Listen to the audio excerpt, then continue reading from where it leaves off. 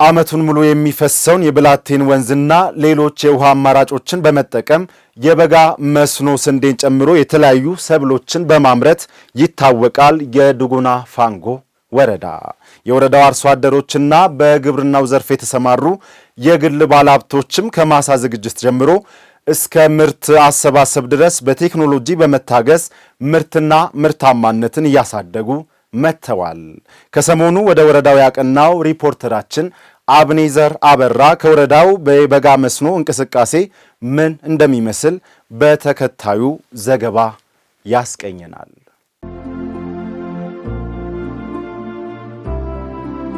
ዛሬ እንደምታዩት በበጋ መስኖ ስንዴ እየለማ ያለውን የብላቴ ጨርቾ ቀበሌ ውስጥ ሰፊ የሆነ ማሳ ውስጥ ነው የምንገኘው። የዱጉና ፋንጎ ወረዳ ውስጥ ነው የምንገኘው። ዱጉና ፋንጎ ወረዳ 31 በላይ ቀበሌያት አሉ። ይሄ ወረዳ በአጠቃላይ በግብርና ምርት የሚታወቅ ሰፊ የሆነ የግብርና ምርትን በማምረት ለወላይታና አካባቢው ከዛም አልፎ እንደ ሀገርም ትልቅ በግብርና ምርት ላይ ከፍተኛ አስተዋጽኦ የሚያበረክት ወረዳ ነው የዱጉና ፋንጎ ወረዳ። እኔም ቪዲዮስ እዩ ውሃ የከፈትኩ ነው። በግብርና ምርት ከሚሰሩ ስራዎች ውስጥ አንዱ የበጋ መስኖ ስንዴ ነው። የበጋ መስኖ ስንዴ ላይ ይሄ ብላቴ ጨርቾ አካባቢ ደግሞ አመት ሙሉ የሚፈሰውን የብላቴን ወንዝ በመጠቀም አርሶ አደሮች እንዲሁም የተለያዩ ተቋማት የበጋ መስኖ ስንዴን ያመርታሉ። ዱጉና ፋንጎ ወረዳ ዋና አስተዳዳሪ ከአቶ ዘካሪያስ ወንተቦ ጋር በመሆን በወረዳው በበጋ መስኖ ስንዴ የለማ ያለውን ማሳ ጉብኝት እያደረግን ነው የምንገኘው። እንዴት ነው እስቲ ጉብኝቱ ምንድነው ያየኸው ዘኪ? እኛ ወረዳ ቅድም አንተ እንደምትለው በግብርና ስራ እጅግ በጣም ፖቴንሻል ያለ ወረዳ ነው። ይሄ ወረዳ አንተ እንደምታየው የተለያዩ ሰብሎችን ወረዳ ይመረታሉ። ከሚመረቱ ሰብሎች አንዱ የበጋ መስኖ በክቡር ጠቅላይ ሚኒስትር ኢኒሼቲቭ የተጀመረ ነው። ስንዴ ከዚህ በፊት እዚህ አካባቢ የተለመደ አይደለም። ከቅርብ ጊዜ ጀምሮ የስንዴ ምርት አርሶ አደሩ ማሳ ላይ እየተዘራ አርሶ አደሩም ደግሞ ይህንን በክላስተር ደረጃ እንዲያመርት ተደርጎ እየሰራ ነው። ይሄም ደግሞ ጥሩ የሚባል ምርት ይሰጣል ተብሎ አሁን ማሳ ላይ አሁን በዚህ ደረጃ ያለው ጥሩ ምርት ይሰጣል ተብሎ የሚገመት ነው የሚሆነው። አሁን አጠገቤ ላይ ደግሞ የዱጉና ፋንጎ ወረዳ ግብርና ጽሕፈት ቤት ኃላፊና እንዲሁም የወረዳው ምክትል አስተዳዳሪ አቶ መስፍን ሻንቆ ይገኛሉ። ሰላም ኖት? እንዴት ኖት? ሰላም ነው። ወረዳችሁ ላይ በበጋ መስኖ በስንዴም ቢሆን በመደበኛ መስኖም የሚሰሩ ስራዎች ምን ይመስላሉ? ጠቅላላ 2018 ላይ በ2018 ላይ በጋ መስኖ ስራ በተመለከተ ዱጉና ፋንጎ የተያዘ እቅድ አለ። ጠቅላላ 5877 ሄክታር ሲሆን እነዚህ ማሳዎች በሙሉ በተሟላ መልክ በተሟላ ቴክኖሎጂ እንዲሸፈን ተደርጓል። ማሳ ሽፋን አንፃር 5877 ሄክታር አቅደን 6950 ሄክታር በፐርሰንት 130% ተሸፍኗል። ግብዓትም አንፃር 5877 ሲሆን በአብሳጽም አንፃር እስከ 104% ተፈጽሟል። ይሄ ስንዴ በክላስተር ነው የተሰራው። በአንድ ቀን ነው በአንድ ጊዜ ነው ተጨምረው።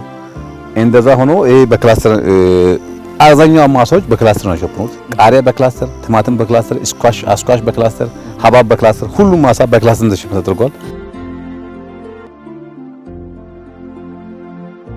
አንድ ወጣት አርሶ አደር ማሳ ነው የምንገኘው። እንደምታዩት ማሳው በጓሮ አታክልት የተሸፈነ ማሳ ላይ የምንገኘው።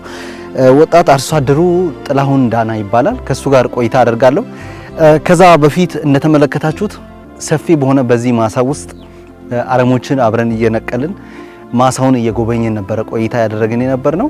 የጓሮ አታክልት ባንተ ማሳ ላይ ያለውን እያየን እየተመለከትን ነው። እስቲ ወደዚህ ስራ ለመሆኑ እንዴት ገባክ? ወደዚህ ስራ የገባሁት ከዚህ በፊት ያው የተወሰነ ስራዎችን በጓሮ ነበር የምሰራው። አሁን በስፋት መስራት የጀመርኩት ከቅርብ ጊዜ ወዲህ ነው።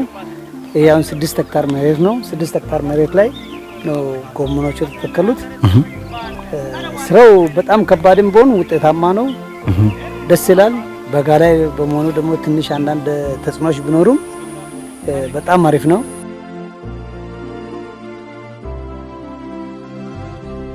ሰው ክረምት ላይ የሚበላው ከሚመገባቸው ምግቦች ውስጥ አንዱ እሸት ነው። ነገር ግን ደግሞ በተቃራኒው አሁን ደግሞ ያለነው ማሳ በጋ ነው። በበጋ ወቅት ላይ ደግሞ መስኖን በመጠቀም የሚለማ የእሸት ማሳ ነው የምናየው። እሸት በቆሎ ምርት የሚሰጥ ነው። በእጄም ይዣለሁ። እንደዚህ አይነት እሸት በዚህ ሰዓት አይታሰብም። ነገር ግን መስኖን በመጠቀም ደግሞ ይቻላል በሚለው መንፈስ በይቻላል መንፈስ እየሰሩ ያሉ ድርጅቶች ናቸው። እስቲ የድርጅቱ ስራ አስኪያጅ አጠገቤ ይገኛሉ። ከእሳቸው ጋር ጥቂት ቆይታ እናደርጋለን። እሺ፣ መርክን ጡመሮ እባላለሁ።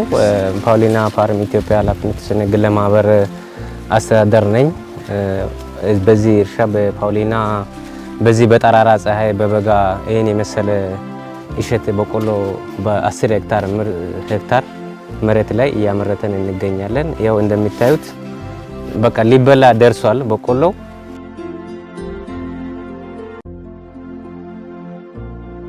ሀገሪቱ ከልመና መውጣት አለባት። ስንዴን ከውጭ ማስገባት መቅረት አለበት። የሀገራችንን ምርት በራሳችን እጅ ያመረትነውን መብላት አለብን የሚለውን ራዕይ መንግስት ይዞ እየሰራ ይገኛል። በወረዳው ግን ባለፉት ጊዜያት የመጡ ከአስተሳሰብ ጀምሮ አርሶ አደሩ ጋር እንዲሁም በተግባርም ደግሞ የመጡ ውጤቶች ለውጦች ምንድን ናቸው? መንግስት ባስቀመጠው ስትራቴጂ ከተረጅነት ወደ ምርታማነት በሚለው ሪስ አድርገን እስከ ታች ቀበሌ ድረስ በተያዘው እቅዱ ለእያንዳንዱ ቀበሌ ሰጥተን አርሶ አደራችን ቀደም ብሎ ስለ ስንዴ ጥቅም አያውቅም። ስንዴ ምን እንደሆነ አያውቅም። ስንዴ ምን እንደሚዘራ አያውቅም። ይሄን ብልጽግና ፓርቲ እስከ ታች ባወጣው መሪ ቃል ሀሳብ በይቻላል መንፈስ የተጀመረ እስካሁን የተሻለ በአርሶ አደር ያለው ለውጥ ከዚህ በፊት ስንዴ የማያለማ አርሶ አደር አሁን ላይ ራሱ በራሱ ማሳ ላይ ስንዴ አለምቶ በአርሶ አደር ዘንድም በአመት 3 የማልማት አሁን ይሄን እንደተነሳ የጓሮ አትክልት የበልግ እንትኖችን ይጠቀማል።